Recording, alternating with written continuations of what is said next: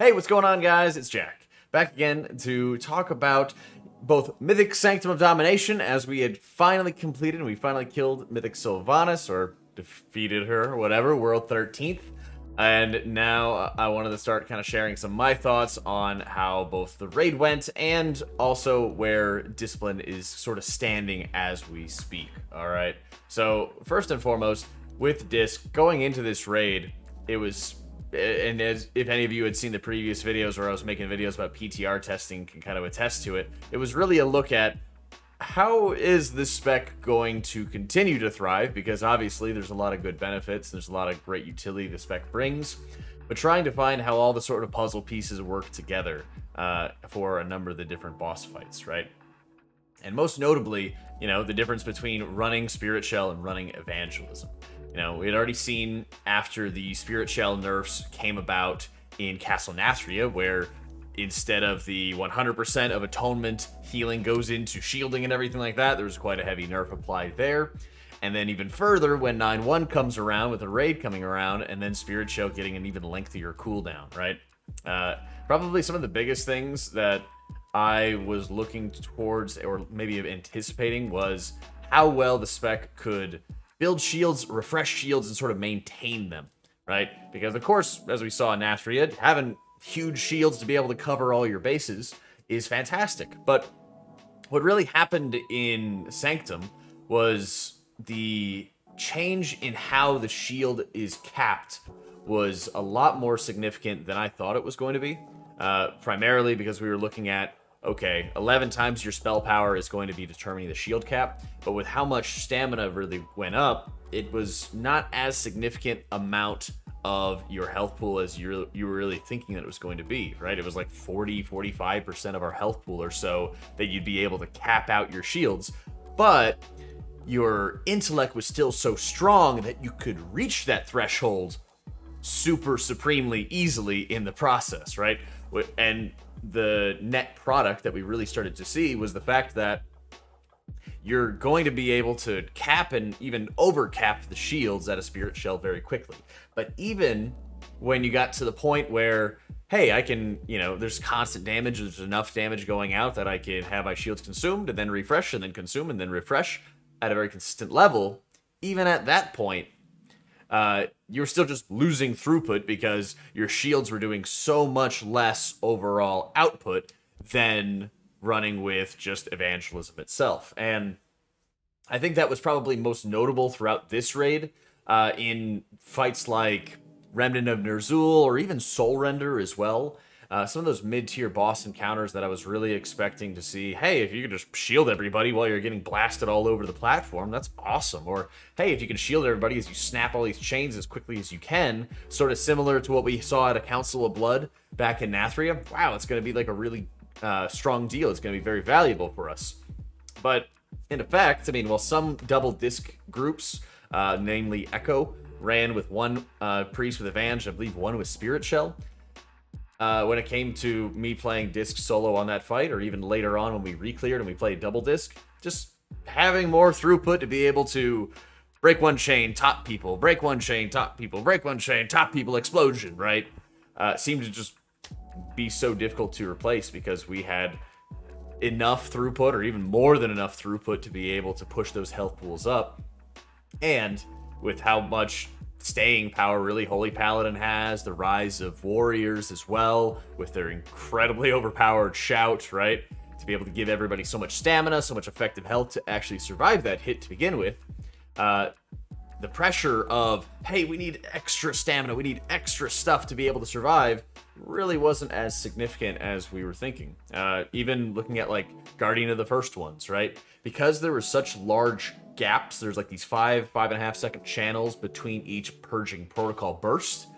It was something along the lines of, yeah, well, you could build up those shields and have a lovely time, but then you sort of have like over cap in that 5-second duration window because you're getting like multiple ascended blasts, you have your dot damage, you have all this stuff going on at once in your boon window that you could also just prefer more throughput, especially when there's a lot more ticking damage happening at the same time, right? So that's really what ended up happening with regards to like disc, and it was something that it was like, well, you never really want to bet against like the value of mass absorbs, but I think we can pretty confidently look at Evangelism just leading the way going forward as a result of this. And if they were going to bring back Spirit Shell into the mix, they'd really have to like heighten the cap of the shields themselves or lower the difference in throughput between just raw atonement healing and then the shielding, because even though the shielding is getting just always 100% max value and everything,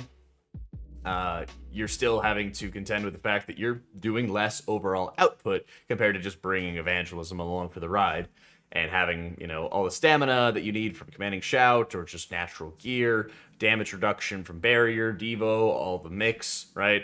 To be able to just survive the hit and then start pumping. We didn't really see those kind of like Sludge Fist-esque encounters where people are just getting knocked crazy, crazy low every minute on the fly. You need the effective stamina, effective health of the absorbs to survive that hit, right?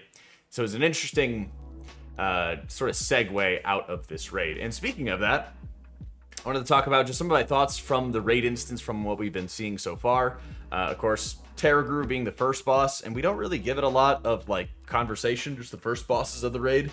But I do like a lot how Blizzard broke from the tradition of making an annoying first boss. And what I mean by that is like Rathian or Shriekwing having these boss fights that just have these unnecessary like stop periods, right? You say, oh, well, we gotta run around and dodge the fire pools that Rathian spawns, ooh, you know? Oh, well, we gotta just walk away from the boss for a minute or so for Shriekwing so he doesn't kill us, right? And Terragru's like, get some powers, get some cool stuff, have 3 or 4 people do the mechanics, and just blast. And that was honestly just like a massive, massive relief, I think, going into the raid. I, the Jailer, I think it was just more of a disappointment from what we were sort of expecting. But I guess even Mythic and PCR testing and everything like that was actually quite just like alright, well, you can just walk through it. And I think it kind of goes to show how bursty a lot of DPS specs are in this expansion, where if you can get to the last phase, similar to Kel'thuzad, which we'll talk about a little bit later, if you get to the last phase of a boss fight with everybody alive, you just have so much damage when you just bloodlust and burn that these last phases just don't do anything at all, right? So, we got to be able to have a cool harpoon mechanic, and it was just another sort of experiment or experience where there's not as straightforward of like damage patterns. It's like, okay, just, you know, worry about keeping people alive and worry about just not failing to mechanics. I was a bit disappointed by the 9 though.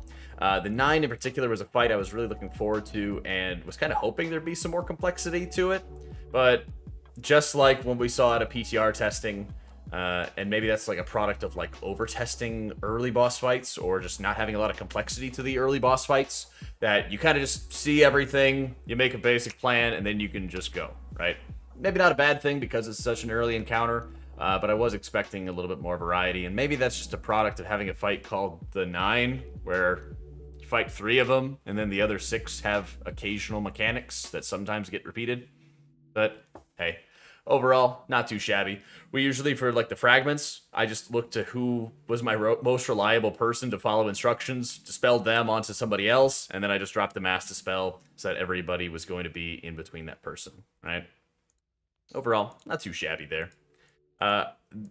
This is also where the fights started getting more interesting, was on Remnant, and this is also sort of a product of like when my guild went in and we were trying to be like the first ones in the raid to be able to get in there and start blasting. It's like when the fights start changing or pivoting or anything like that, that's when we're like, oh, we're maybe not as well prepared as we thought. And that's one thing that sort of showed because we really ran up the board in terms of wipes on this fight. But it also was a big highlight on how important the Shards of Domination system is in just being able to have the damage to be able to kill things so easily. As well as just how much you rely on certain people and their jobs and certain encounters. I mean, for us in particular, being able to have, you know, dedicated players who are on hand in the most critical moments, namely during our Bloodlust burn, who are willing to take the DPS hit, go around, run off the orbs, reduce the damage on the raid, reduce the pressure on the healers and everything. And that made a hell of a difference. This fight I was actually incredibly worried about from PTR testing, because like a lot of other encounters, there was very, very minimal amounts of damage to heal in PTR testing. Most all of the fights You were just running them over. There was very little damage, wasn't really much going on. So I was worried that this fight was going to be a 3 heal, and I'm very glad that I was wrong about that, because what we saw from PTR testing, and I have some of the VODs, of course, on my channel if you're interested in seeing them and see what I'm talking about, is that there just like wasn't anything going on, and you're like, oh, like a little burst from Malevolence. Okay, cool. Oh, we dispelled one after another. Wow, it's a little bit to heal. Okay, everybody's topped, right? So very, very good on Blizzard to be able to go the extra mile to make it actually deal some damage. Soul Render was a bit more predictable in that regard because of the fact that they like massively increased the ticking damage of the raid. Like they added a mechanic basically where, hey, like there's screams of souls in the Soul Forge, and that's just ticking damage. It's very similar to like what we saw at N'Zoth. If you guys ever tested N'Zoth and had like sideways N'Zoth on PTR and you fell through the world, right? But N'Zoth on PTR had like a little bit of ticking damage, and they'd like tripled or quadrupled the damage once it actually went to live server, so there was a lot going on. So this fight kind of felt like that. We were just playing like phase 1 N'Zoth all the time, where it's just, hey, there's like tons of bursts really quick, and then there's ticking damage, and then there's tons of bursts, and then there's ticking damage, right? But I particularly enjoyed this fight just because of how well it was based off of preparation. Whenever you get into like hard scripted encounters such as these, you have a little bit of variety as to, okay, you get the brand, you don't get the brand, you might have to adjust your positioning a little bit here and there, but when you're able to start mapping out your defensive cooldowns as a healer, that just makes it a lot easier to predict, and just, you know, a whole bundle of fun when you're going to be playing Disc Priest, because you can just anticipate and know who's going to be taking those big hits, and more importantly, you're going to know who those people are who are less defensive, who are lower defensive power than everybody else, right? And that also gives you a nice advantage of knowing, hey, that Hunter's going to be a lot squishier than that Windwalker, you know? That Mage is going to take some more damage than that Warlock, whatever it might be, you know? So, overall, some of those fights that start highlighting really early on how much you need to have gear was very interesting, because there was that anticipation of, oh, well, this fight's going to be like this fight from the previous raid. Oh, we're gonna keep on rolling and might struggle a little bit on this boss, but then we got to worry about Guardian, because Guardian's going to be the Sludge Fist, right? It's the patchwork encounter, so to make it hard, they got to make sure that there's tons and tons of output required, right? But that really didn't happen, and I was actually really excited, and it reminded me most when we got to Painsmith Raznal of Hellfire Citadel, where we had just this wall right in the middle of the raid. And without seeing the other boss fights, right, when we were looking at Limit and Echo fighting through these encounters, we're like, well, if this is really hard, and we're expecting Guardian of the First Ones to also be this, you know, Sludge Fist type wall for everybody, how long is this raid going to take? So to us, it was like, okay, well, we're still going to continue with our 4 rounds of splits. We're still going to continue prepping as much as we possibly can for maximum gear trading in case this raid goes for a long time. So we have just as much flexibility and as many options as we possibly can, right? And Painsmith, I think, you know, especially evidenced by only 60 or so guilds, maybe close to 70 at the time of this video, have actually killed the boss, right? It's such a cool highlight of, hey, bringing back, you know, rather than having this sort of linear curve to the damage where things get a little harder, a little harder, a little harder, you just stick this mass wall in front of the raid, and or in the middle of the raid, and you say, all right, go through and kill it, right? Once again, you know, when it came to something like Painsmith, this is just a boss fight that you sort of have to grind out, and you also have to make sure that like people are able to study up and prep for it. And I think that was one area where, you know, this just happened to a lot of guilds, but I think it happened to ours in particular, of just once you have to continuously start refreshing the priorities of it, namely like ball damage in like the final phase was something that we needed to work on and constantly needed to improve on, because that would also just lead us into bad scenarios. And a bit of it is like, yay, more gear, it makes everything easier, but it's also just more focus on those specific priorities and how they're very important. You know, one of the big things that we did was, hey, if we do a really good job of milking some extra damage, because you can keep on DPSing Painsmith as he's running up to the intermission phases, that makes those other phases easier. And then pressing people to say, hey, you have to stop damage to be able to gain this advantage and be able to get everybody to buy in can also be sort of a challenge going on top of that. But this was a relief to be able to kill, and I like how there is that sort of reward on the other side of it. And that reward was, of course, Guardian of the First Ones, right? Where, once again, kind of similar to Soul Render, you can just map out your plan. And this is also, I think, probably one of the coolest highlights of preparation for other guilds. Because once you get sort of separated from the pack, I mean, we finished our raid World 13th. So once we're, you know, a day or two behind some of these top guilds, or even more behind these top guilds, then it becomes a game for us of, like, less about what's our game plan, what's our strats, what's our setup going into the raid, and a bit more of it is, well, what did everybody else do, and how well can we adjust our setup and adjust our composition to just copy that and just yoink those strategies and then be able to execute them very easily, very well, right? So for us, that was namely, do we double disc, or do we, you know, do we 2 tank, do we 5 heal, 6 heal, and everything like that? And watching some of those strategies, namely like BDG, it was cool to be able to look at, okay, they just have a map of all the immunities that they're going to use. They have their strat, and we have some of the compositions that we can adjust to and that we can work with. And while we initially were going to be working with double disc, and we spent a lot of polls working on that, because of how much ticking damage from Sentry Fire that we ended up having, it ended up helping us a lot more actually dropping the second disc and instead switching to that Resto Shaman, so that we'd be able to have a lot more intermission healing, or outside of Purge Protocol healing, right? Which was a very interesting take on a sort of Sludge Fist type encounter, or a Patchwork type encounter, because usually you're expecting, you know, these very specific burst windows to be all the pressure in the world. But when you start having random ass Sentry Fire damage that could just chunk somebody 5 times in a row, it really highlights how important and how crazy it can be to have sustained output rather than just burst output. I mean, for me personally, I was getting one of the Resto Shaman's Earth Shields on me, because when I'm in the middle of ramping, I can't stop myself to go spam, because that also takes away from my job as just burst healing every single Purge Protocol window, right?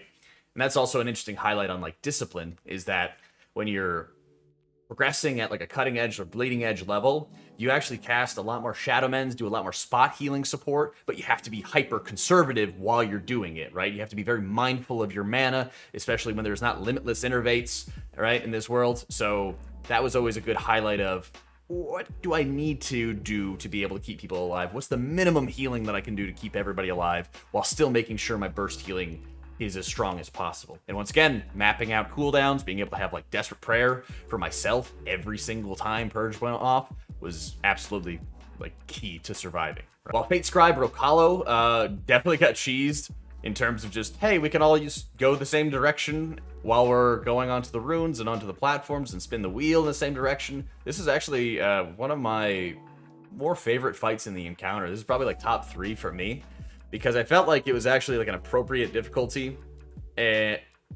with Painsmith in mind, I guess is the best way to say it, right?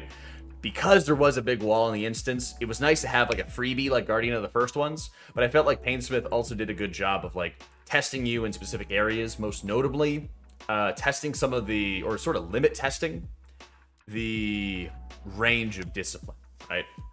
And I mean the range of, like, how far away can you effectively heal people, and how can you set yourself up there for success, right? One of the things that you don't get a chance to really play around with enough is the fact that Discipline has a range of just infinity for atonement healing. You can hit one mob, you can hit one mob and you can just heal somebody on the other side of the planet if you actually need to. And being able to actually put this to the test and have a good fight where you could utilize this was honestly one of my most favorite things. If you don't know, there's a 60-yard range on Evangelism. I was a turbo nerd and I measured the room. The diameter of the room is about 42 yards. So the radius of the room, that's like the halfway point, is about 42 yards. So the diameter all the way across from the circle is about 84 yards. So you need to be about, you know, near the middle or near-ish to the middle in order to be able to start actually extending all your atonements. So having the challenge of dotting up some mobs, running in there, putting your rapture shields onto people, making sure you're not getting hit by any of the ad casts, which deal like an incredible amount of damage, and then being able to be close enough to everybody so you could actually extend those atonements, and then you're healing them from across the room while you're just hiding and huddling away in a corner, was probably one of my most favorite things. The downside to it is you don't really interact with the encounter in terms of its mechanics. You know, there's room for a couple people to never, ever really manipulate any of the threads of fate or manipulate the rings, and that was just kind of the Disc Priest's job. So it was kind of unfortunate in that regard, but at the same time, at the same time, you weren't really having a lot of thought with it either. It was everybody, okay, time to spin the wheel, we all go the same way, and then you do the fight, right? This also was just sort of a highlight of, hey, if you have more damage, you know, you can just skip more mechanics with the burn phase at the very end, which has just kind of been that trend like I mentioned earlier. And that brings us on to Kel'thuzad. And of course, at the time of this video, they just added some hot fixes that are going to make it so that you're not going to have to do this sort of strategy that we worked with. But this was a really good highlight of watching other guilds and being able to just having streaming being in the mix so fundamentally changes the race for everybody who's not in like the top 3 to 5, right? And even then, you know, in like 3, 4, 5, they can kind of start watching what 1 and 2 are doing to be able to make their strategies a lot easier. So for us personally, we benefited massively from this. And if there never was any sort of like streaming anymore, this would be an entirely different encounter for so many guilds in the race, right? Not having the knowledge of what these other guilds do definitely makes a difference. And like, yeah, there's going to be a point where you could start watching the video after they post it. You could start watching it after 5 or 6 guilds kill it if they do. But being able to watch them do it live, listen to them, and listen to their strategies radically changes what other guilds do. So for us, this is a 2021 pull boss fight. For others, it was like 80 or more, right? So very massive difference on that part, but this is also the most disappointing encounter and the most disappointing penultimate boss fight that I've ever experienced because of just how easily you could manipulate the timings of the fight and how you can force them to go back into the phylactery to avoid improper timings, you know? For us, we literally just double disc, stacked every single cooldown on top of each other. You know, we sort of spread out our barriers and staggered our barriers just a little bit to get the job done. And then we were basically set. So there just never really was a lot of thought that you had to put into this encounter. And probably the most frustrating part of it was the feeling of helplessness that you have as a healer of not having an interrupt, right? Because the hard part was basically, hey, everybody, do your kick rotation, you know? And they've done that on like other fights. Most notably in recent memory in the Crucible of Storms, there was like the Cabal of the Damned. It was the fight before Unot, and I really hated it because you're just, hey everybody, kick these 9 things, and if you don't kick one of them, then you wipe, right? So if you start missing some kicks early on in the intermission for Kel'thuzad, yeah, you could be able to skip around it, but if you're doing it later on in the intermission, somebody just gets one shot, and there's nothing that you can do about it. And finally, this brings us on to Sylvanas Windrunner, okay? This end boss fight was, you know, something that everybody hyped up. All the, you know, like Echo's raid leader Scribe was like, this could be the best fight ever. And then you go into it on normal or heroic with boss testing, and you're just like, what? And I gotta say, I was expecting more of like a shit show on Mythic as we got to it, but I honestly kind of struggle to have very strong feelings one way or another in terms of like, this is so good or this is so bad, right? It just sort of was there for me. One of the big things is having long boss fights just to have long boss encounters is just such a huge like low point for me. There are parts that are very interactive, very thought-provoking that you have to deal with. Notably in Phase 1, where you have to start worrying about some of the Sentinels coming out and the more random sort of damage that comes out from any of the barbed arrows, the stacks that she naturally gives you. Sometimes you have a lot of stacks, sometimes you don't, sometimes other people do, and sometimes they don't. And being able to deal with that at the same time that you're running away from ads, as you're dealing with some of the natural damage from Wailing Arrow, it starts making you think a little bit more about your targeting and your planning. and how you use your defensives, which is always a good thing. It's something that we saw from like guarding the first ones with Sentry Fire, right? Was that, hey, having sustained healing in between bursts is actually really important, and having strong spot healers who can anticipate the damage, who can recognize, hey, this person could actually get clobbered if you're not careful, is really, really important, right?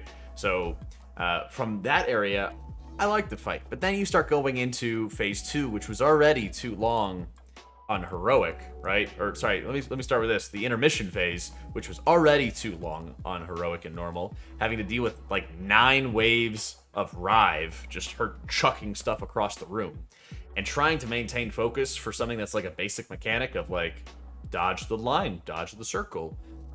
And then you want to interact with your friends, but then you have friends who can't walk and chew bubblegum, and then you have deaths, and then it just makes the entire fight harder. It's just like, why is the challenge, or why is a challenging part of the fight just staying focused through a snore fest, right?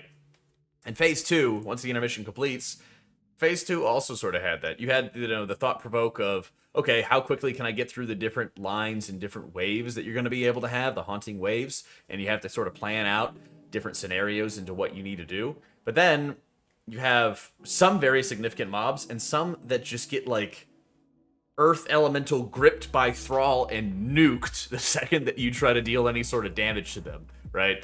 So having that sort of odd split focus as to what is a priority, having like weird delays between Thrall or Jaina actually making bridges for you, and having to go so far as to have specific classes like a Demon Hunter jump all the way across, like with Glide and their backflip and all the other Demon Hunter things, to be there in time in case you are just delayed by the waves and then your phase lasts longer than you think. So you need to have somebody jump across the entire gap before a bridge can come up to be able to get a kick is just unbelievably annoying, right?